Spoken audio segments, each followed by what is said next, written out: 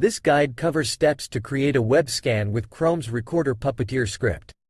Puppeteer scripts can be used to automate complex authentication flows or interactions flow, like user checkout. Go to New Scan by either going to the Scanning menu or clicking on the New Scan shortcut. Select Web App option to create a web scan. Add target URLs or domain name. Select Scan Profile.